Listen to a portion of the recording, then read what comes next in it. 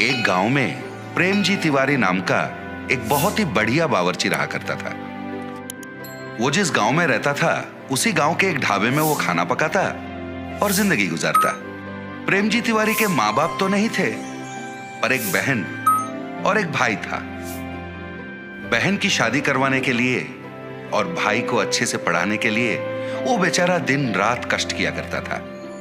प्रेम जी के बनाए हुए सारे पकवान कई सालों से बच्चे, बूढ़े, गांव के बाकी सारे लोग बड़ा मजा लेके खाया करते थे।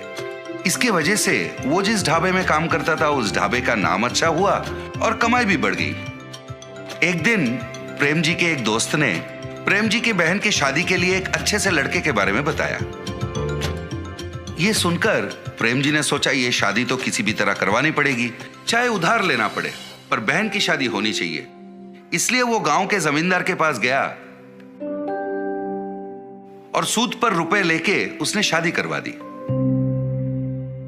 अपनी बहन की शादी में प्रेम जी ने खुद अपने हाथों से बढ़िया खाना बनाया था। सारे अतिथिगण खाना खा के मुग्ध हो गए। अरे वाह प्रेम जी, तुम्हारे हाथों में तो जादू है भैया। खाना तो तुमने बढ़िया पकाया है भाई। उसी शादी में लड़कों की तरफ से रामलाल नाम का एक आदमी आया था। खाना खा के उसे बहुत पसंद आया तो उसने कहा, प्रेम जी भाई, लंदन में मेरा एक रेस्टोरेंट है, क्या तुम लंदन आके मेरे रेस्टोरेंट में कुक के काम करोगे? ये सुनकर प्रेम जी भाई को याद आया कि उसके भाई को पढ़ाना है, उसका कुछ उधारी भी है। इन सबको छोड़ के लंदन जाना उसके लिए नामुमकिन था, तो उसने इस मौके को जाने दिया।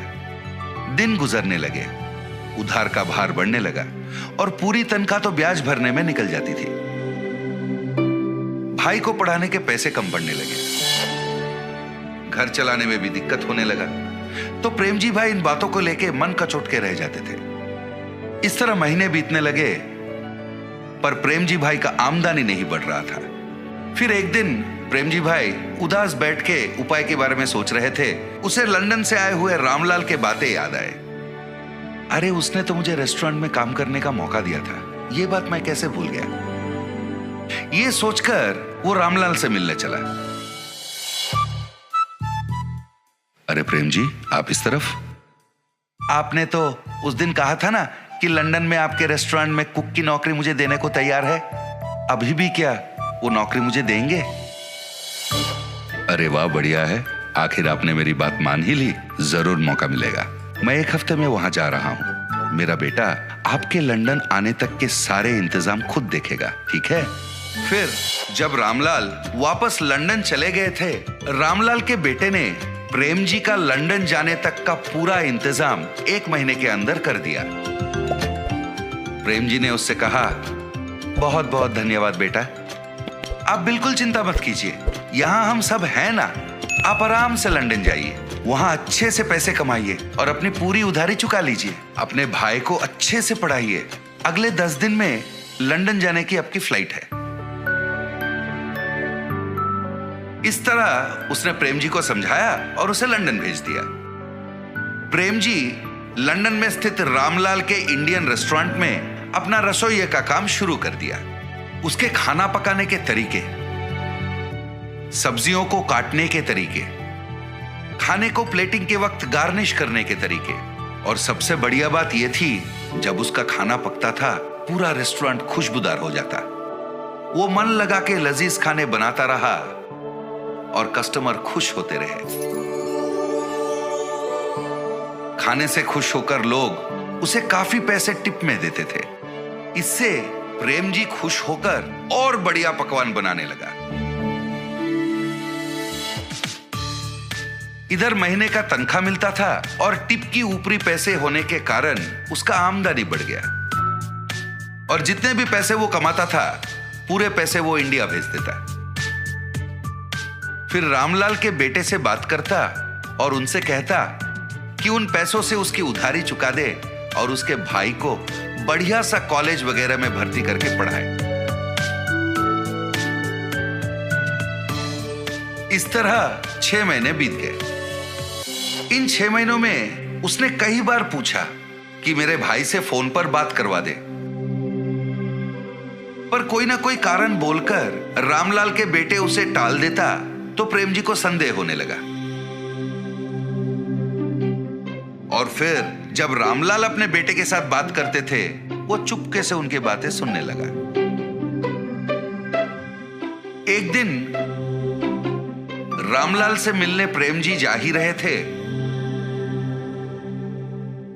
उसने देखा रामलाल बहुत गुस्से में किसी से फोन पर बात कर रहा है, तो वो छिप के सुनने लगा। 6 लाख रुपए है भाई, ऐसे थोड़ी ना आ जाते हैं। प्रेम जी का हाथ का खाना बढ़िया है, इसलिए उसे मैं जो तनख्वाह देता हूं और उसके टिप के पैसे मिलाकर हर महीने उन पैसों को मैंने बचा के रखने को कहा था, ना कि इसके बारे में प्रेम जी के भाई को बताने के बारे में। कोई ना कोई उपाय निकाल और मुझे वापस फोन कर। उनकी इन बातों को सुनकर वो तुरंत अपने घर गया, अपना पूरा सामान उसने समेट लिया और उसी वक्त वहां से निकल पड़ा। मैंने इन पे अंधविश्वास किया था और काम करने विदेश तक आ पहुंचा। 1 रुपए मेरा पैसा मैंने नहीं बचा, पूरा पैसा इनको सौंप दिया। पता नहीं उधर मेरे भाई और बहन किस हालत में हैं। पता नहीं मेरा सूद कितना बढ़ गया है। मुझे विश्वास नहीं हो रहा है कि अपने कुकर्मों के लिए इन लोगों ने मुझे वहां से यहां तक ले आया। वो बेचारा रास्ते के एक किनारे बैठकर दुखी हो रहा था। हे भगवान, अब तुम्हारा ही भरोसा है, तुम ही कोई रास्ता निकाल दो भगवान। वो बेचारा कुछ देर वहीं पर भगवान का स्मरण करते बैठा। अचानक से नील रंग के धुआं के बीच में से श्री कृष्ण पधारे। उन्होंने एक बालक का रूप धारण किया। फिर वहीं पर उन्होंने एक फूड स्टॉल को अपने माया से बनवाया और आके प्रेम जी के पास बैठ गए। अंकल, क्या ये फूड स्टॉल आपका है? मुझे बहुत भूख लग रहा है, कुछ पका के खिलाओगे? मैं पैसे भी दूंगा। वो आके प्रेम जी से बातें करने लगे, पर प्रेम जी को तो पता था वो फूड स्टॉल प्रेम जी का तो था ही नहीं। पर कहीं उस बालक को देखकर प्रेम जी को बिछड़ा हुआ अपना भाई याद आया। पता नहीं उसके मन में क्या हुआ।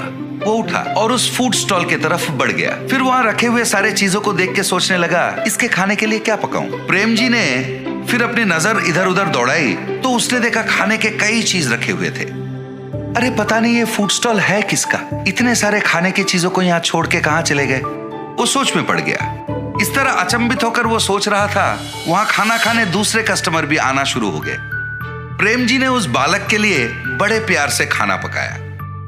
फिर वो बालक को ढूंढने लगा और वो बालक उसे दिखा नहीं। और इधर वहां बैठे जो बाकी कस्टमर थे वो सारे फूड फूड फूड कहकर प्रेम जी को पुकारने लगे, तो प्रेम जी उनके लिए खाना बनाने में मगन हो गए। इस तरह बिना कुछ सोचे समझे ही प्रेम जी के जीवन में एक नया मोड़ आ गया था। इसके अलावा वो फूड स्टॉल मेरा है कहने वाला कोई आगे ही नहीं आया। तो प्रेम जी ने सोचा शायद ये भगवान की मर्जी है और उन्होंने ही उसे यहाँ भेजा है। वो अपना काम में व्यस्त हो गया।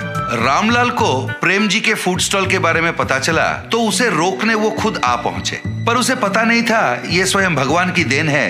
वो उसे कहां रोक पाता। इतना ही नहीं, उसका खुद का धंधा ठप होने वाला था और उसका दिवालिया निकलने वाला था। फिर प्रेम जी ने अपने कमाए हुए पैसों को जमा किया और एक विदेशी के सहायता से उसने अपने भाई को लंदन बुला लिया। वो अपने भाई को लंदन में पढ़ाने लगा, अपनी उधारी भी चुका दी और फिर अपनी जिंदगी को वो आराम से खाना पकाते हुए जीने लगा। प्रेम जी अगर रामलाल और उसके बेटे की बातें नहीं सुनता, पार्क में उस बालक की बात मानकर अगर वो फूड स्टॉल में नहीं जाता, तो शायद आज वो अपने भाई बहन के साथ इतनी खुशी खुशी जिंदगी नहीं बिता सकता।